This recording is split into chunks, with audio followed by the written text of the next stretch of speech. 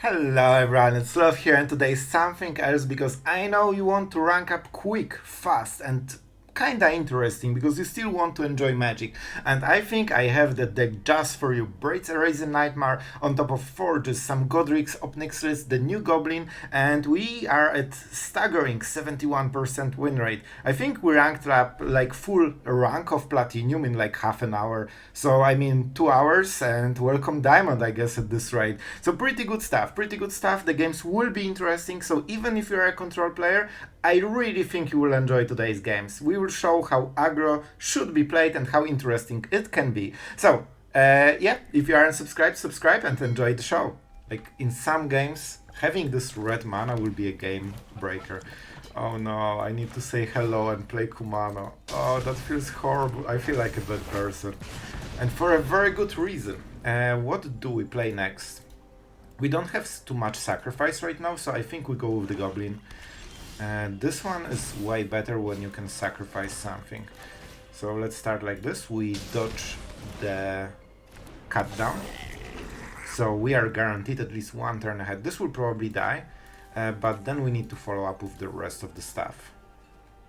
We can double play on the next turn and then go with Vraan again, then go Forge. We'll see if we draw a land. We really want to hit the Forge first.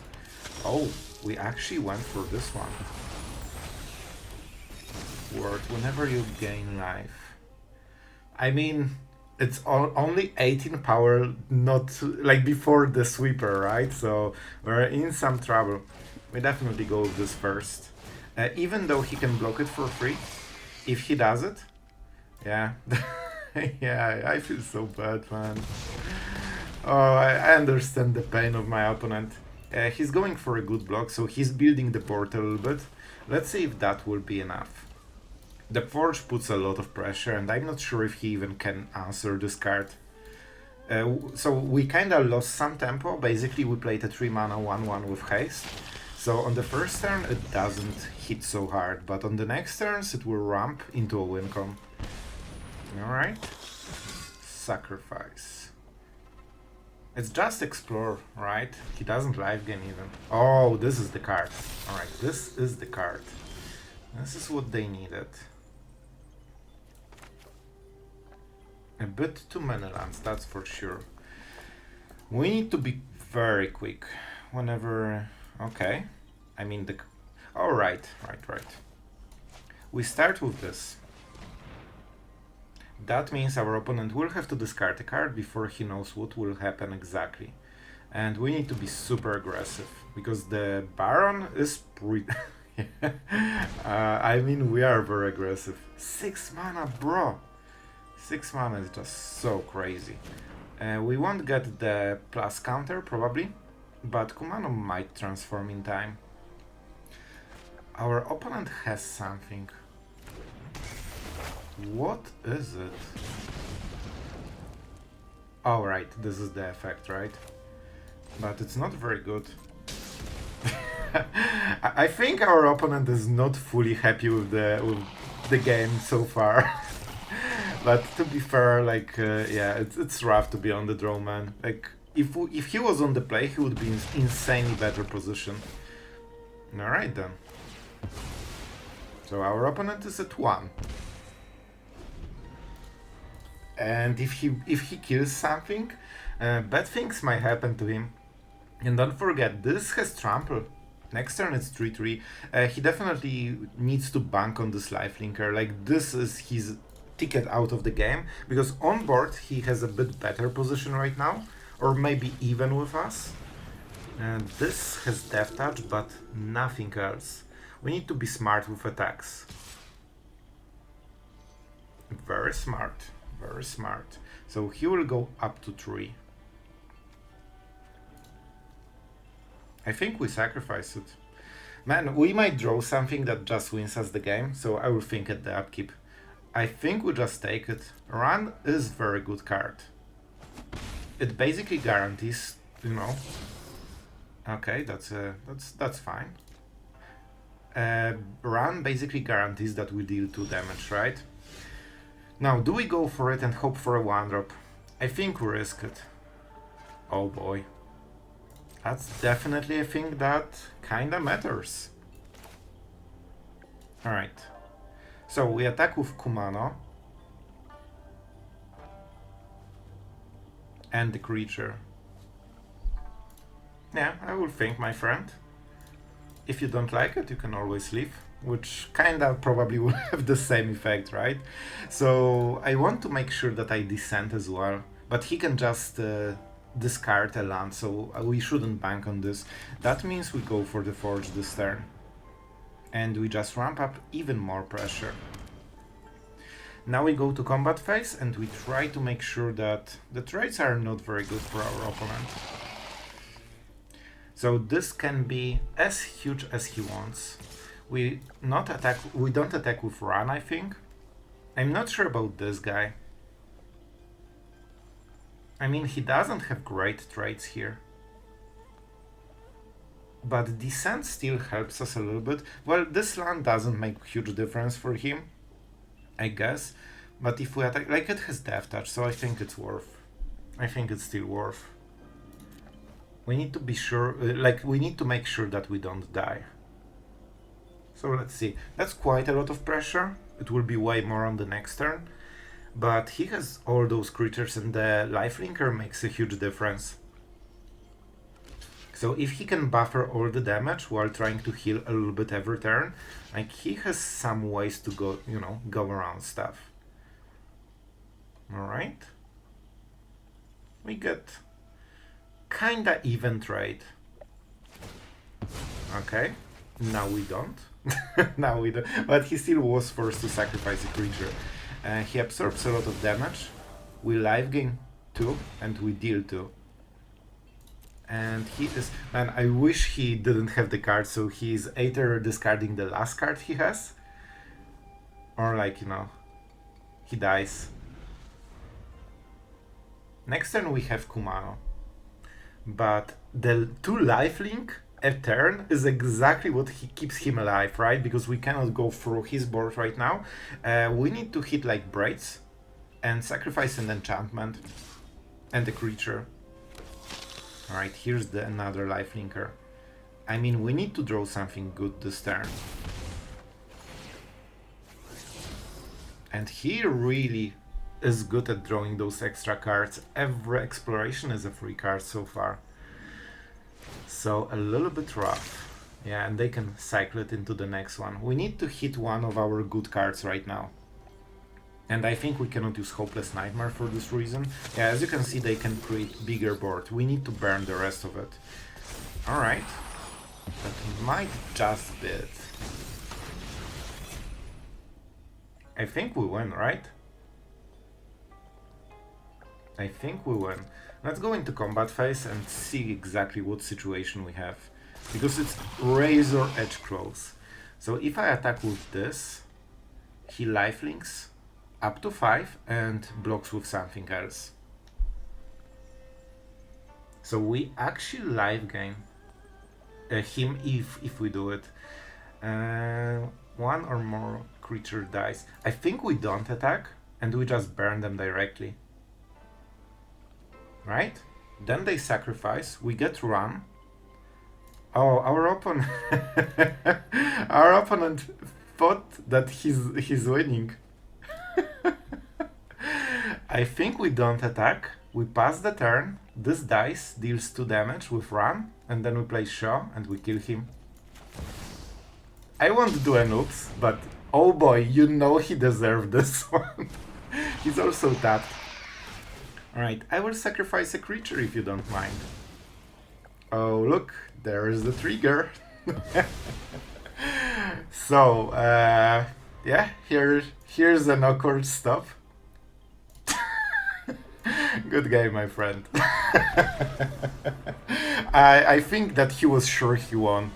But this is what this deck does. On the last moment, you stop attacking and you just burn them. I also wanted Braids. With Braids, you can sacrifice enchantment. They don't have one, so they get 2 damage as well. Man, this is such a weird hand. I think this is a loss. No creatures. Too many lands. Man, this just sucks. This just sucks. I think that because our draw is so bad, we actually need to do it like this. Because we probably will draw a third land during this game, and we cannot risk that we draw too many lands. Like, we already lost one card. If we draw, and we are on the draw, so we don't have any pressure. Yeah, I think that's a lost game. I don't think we'll win from this. Like, we lost way too much right now. So this is the underdog. Is that a counter spell or just a removal? Not sure, not sure. It's Soul Partition? I think if that's a removal, that might be Soul Partition, because he had priority when only this was in the battlefield, and this can only be hit by like Soul Partition things. Or March, maybe. Maybe March. Let's see. Let's see. Smite? Get Lost. Definitely not the worst. I can absolutely go behind this one. So we can try to hit our land for the turn, or just make sure we go with the goblin thingy. And I like goblin thingy because it's annoying for my opponent. Honestly, I think he can take 3 damage. We were on the draw, so there's like half the pressure that normal is. And he wants those cards because he will be able to play most of them probably. If that's a lockdown, I will just leave the game, but most of the decks don't have it. Alright, that's fine. Extremely good draw. Probably the best draw. So.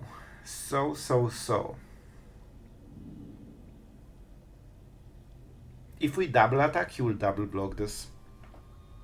And we have ways to go. So what can we do? Okay, I think I know.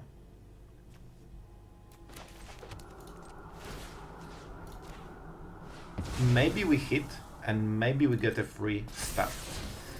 Are you good? This is pretty good. It's not the best. You know what? I'll take it. Like, I don't think we want to be so greedy.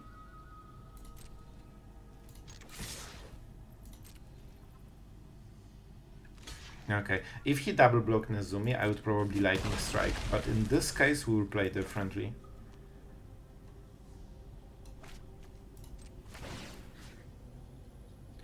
Do we want to use this map token? Because it's great with Braids. So maybe we just use it on the next turn to potentially draw a card as well. I think so. He's not at 5 mana, so we still get 1 turn before the Sunfall. But man, being on the draw, just so bad. Just so bad for you know, good Magic players. They shouldn't do like this. I think this might be the moment to play Obnixilis.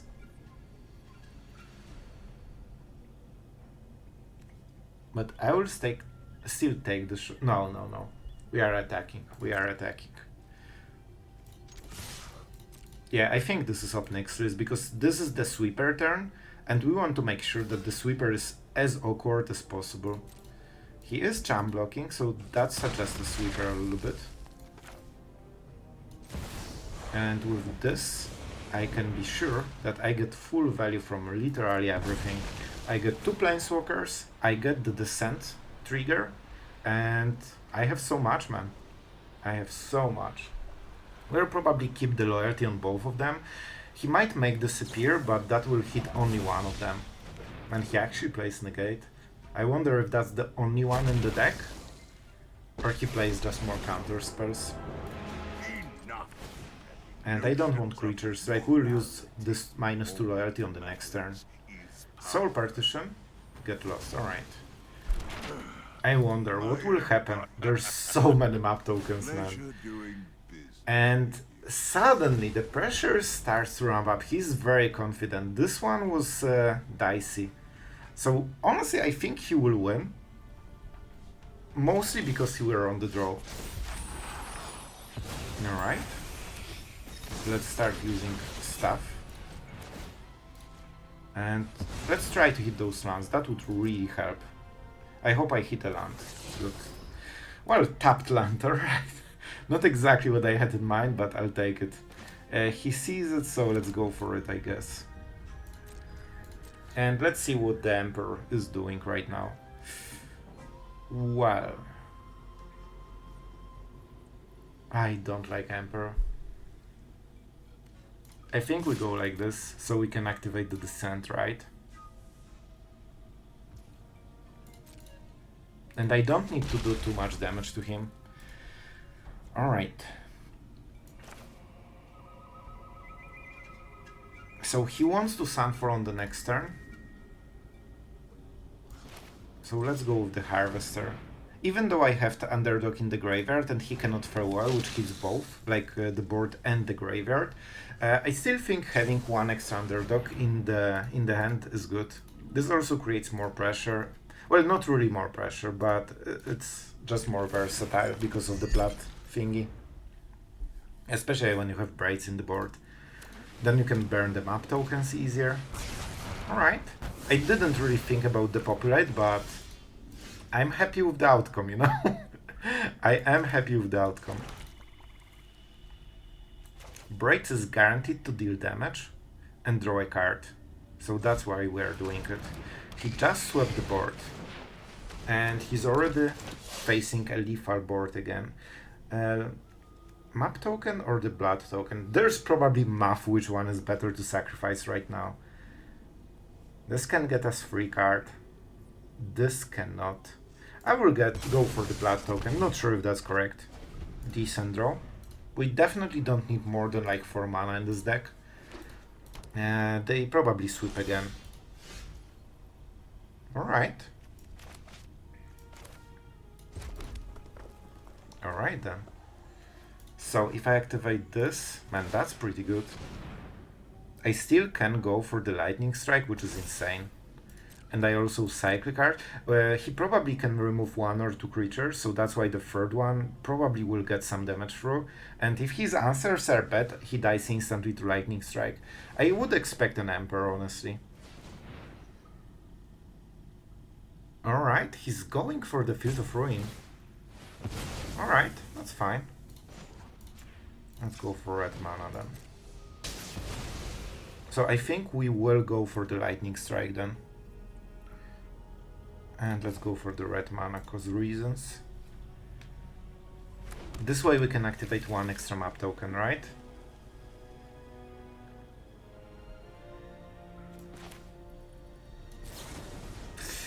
Oh boy, but okay, I will still not use this mana. Because I think that's not the end. It definitely feels like an Emperor, doesn't it?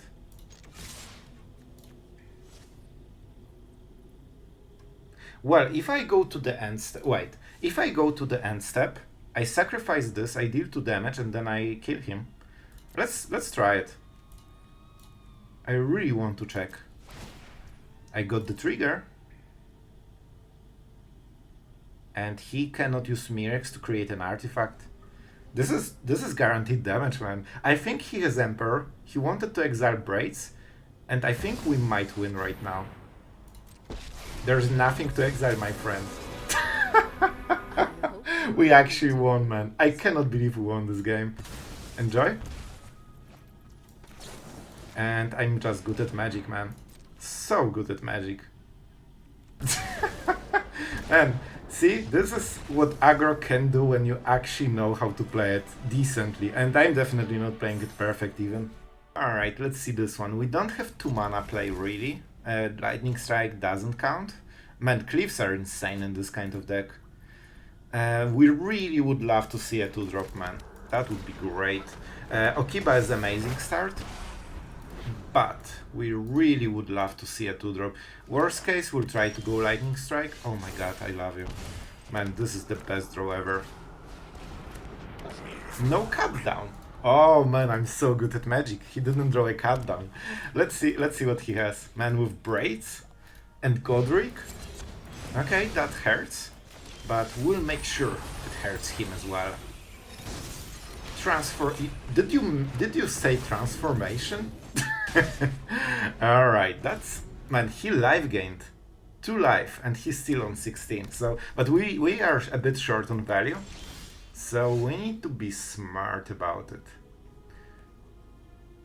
Yeah, we need to get him, you know, pretty low so Lightning Strike can finish the job.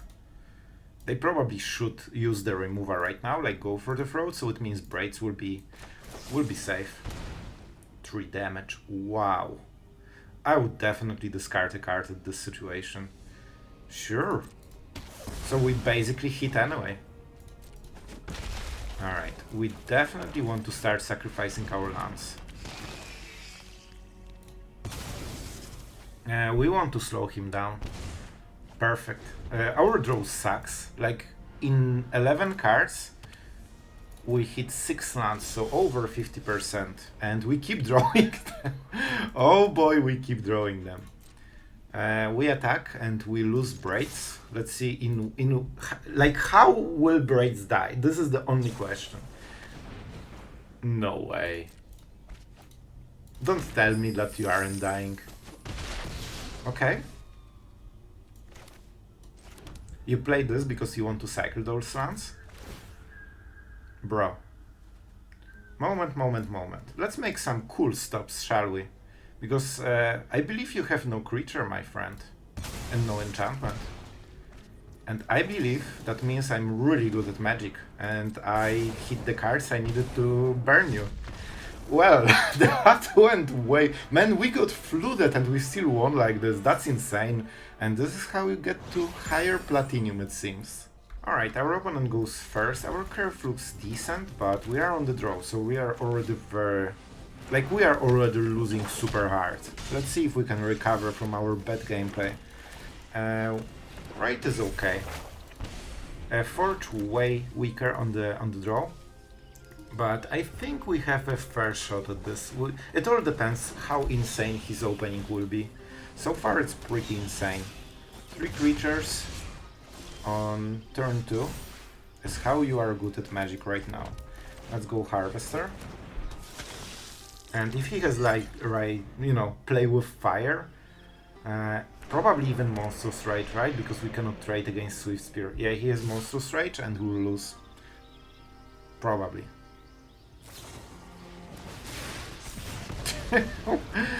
1 mana, deal 5 damage. What a coincidence. I'm so glad that Wizards are printing exactly the counters to Mono Red counter. That's great. So, we can play something here. We definitely do not have time for the Forge, because we are bad at Magic and we are on the draw. So I think we honestly go for the Braids here. We get some value here, and that... So, yeah, they will Lightning Strike it. Probably. If their draw is perfect. Okay, not perfect draw so far, that's good. And this way we guarantee the damage and we guarantee the card. We also have some blockers, but it will be hard to trade against this. And if you double block, you risk that they Monstrous Rage and just murder whole your board. Like 5 mana of creatures? Easy for a 1-drop. Makes sense, makes sense. Triple cheek, so we cannot really block anything right now. Let's see another removal. Absolutely easy. What a great deck. Impressive. Absolutely impressive. It seems, ladies and gentlemen, that he played all of the cards from his hand. And I think that he should... what he doesn't really understand is that this card is specifically designed to be a Sheoldred kill or counter. And they already played 2 of them, so they probably don't have more.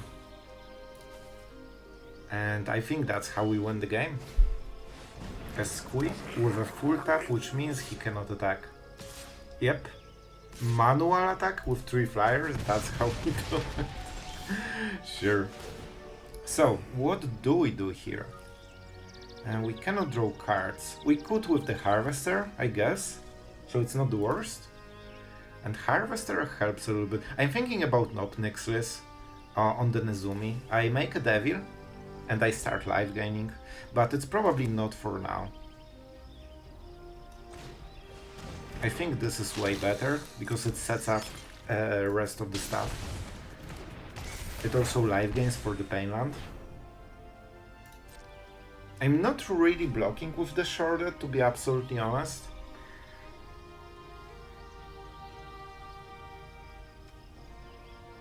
I mean, there is a chance we just kill him on the next turn, right?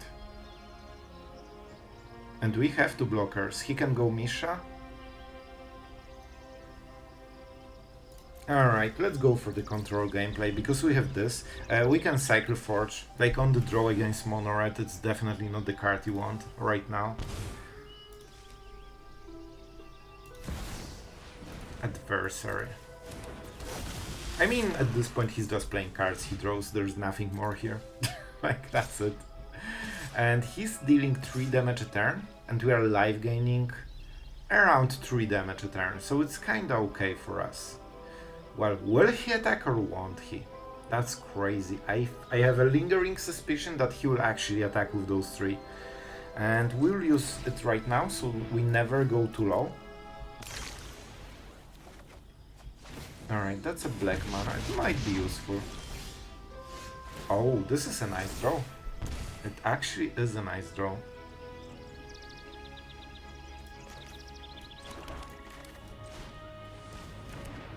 Let's force him to discard whatever he has, and we'll see what was his smarty play. Alright, so we could attack with Goddric and Sheoldred. If we attack with everything, do we win? We only get through the Captain, so it's 4 damage only. I guess this one has flying, so it's actually 6 damage and he's dead. I mean, that's pretty good. I actually do not mind it. I need to pain myself a little bit, which is fine. I don't... Could I... I think I could pump Goddric by 1. I think I missed it. Alright, so... If we go like this, let's see what the blocks are. Here. Here. And then he cannot block this one. That's 6 damage. If he wants to kill Sheoldred, he needs to block with everything, and then that's 9 damage. Yeah, I think so, but just want to make sure. Let's give him good game. I think so. I don't want to give up the 1 game, so I wanted to make sure that there's no combination of blocks that wins him the game, because on the next turn we die if we don't kill him. Well, I see one problem with this hand, that it sucks. Alright, this one is a little bit better, but it's not very good as well. We definitely want more pressure than this. Honestly, I'm thinking about giving up the Sheoldred at this point. This is not great. So turn 1 to turn 2. Do we really go with Shell?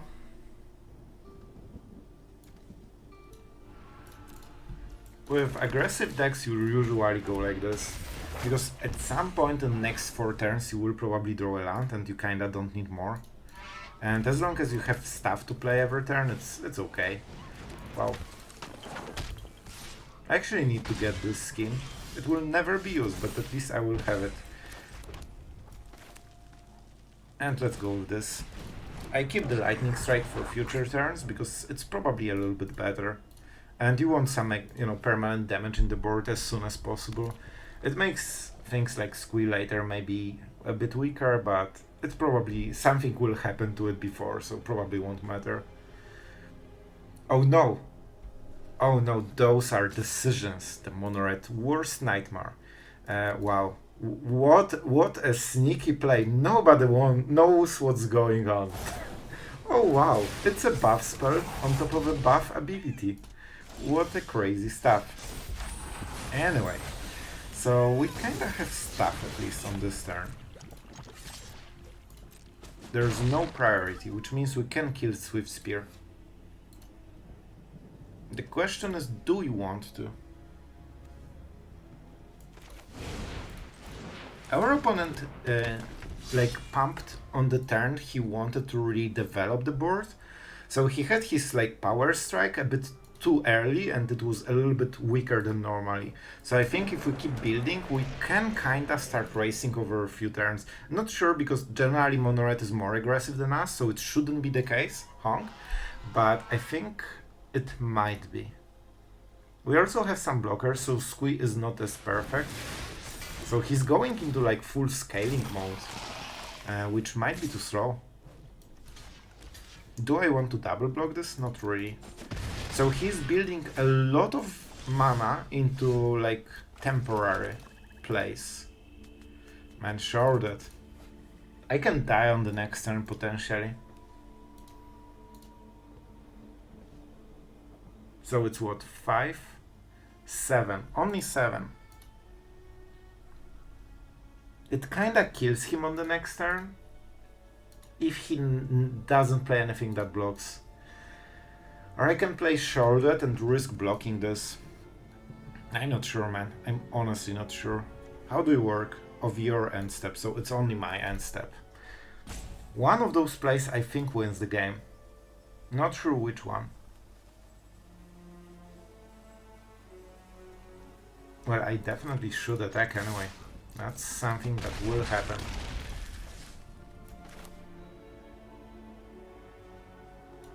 I will go for this, just because it's so much more mana efficient than the other thing.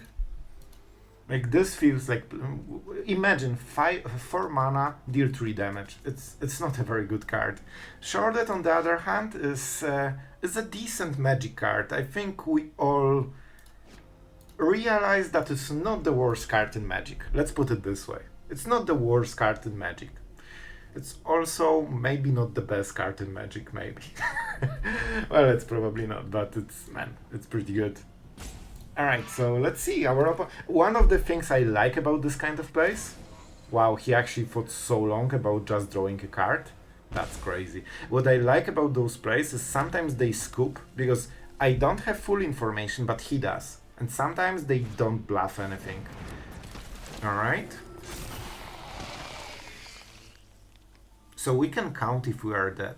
And he needs to count if he can attack. And I think we won, but I'm not fully sure. So this is 5. See? He knows his hand. He knows he doesn't have Monstrous Rage. And he knows he cannot attack with Swift Spear for this reason. Or maybe he can. Or maybe he's bluffing.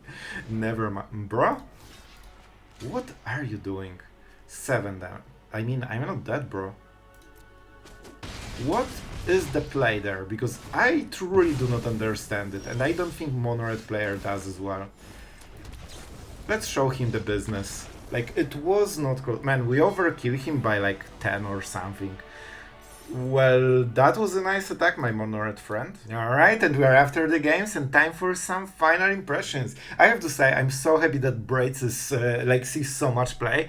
And this is the card that I've been brewing since forever. I really enjoyed this one. And in this kind of deck, I think that she really, shines with all the sacrifice effects. Even the Goblin, even though we don't have, full descent mechanic in the deck, it still triggered often enough that it created a lot of pressure. Together with Vraan, I was thinking about going full sacrifice mode with this 1 mana conviction thing sacrifice and Tergrid's Tome, but in the end you are an aggro deck and you cannot miss damage on any of the turns, especially with things like Shaw, Braids and Lightning Strike. Those are your endgame burn spells that get this last 1-2 points of life, and you have seen it in the games. Every single damage matters. I really enjoyed Obnixilis. I think 1 is the perfect amount. Sometimes you hit it, but it's never 2, and it never clogs your hand. You always have something to use it on. And the Vents didn't come into play too much, but it's also a great addition to the deck. Not only it gives you great mana,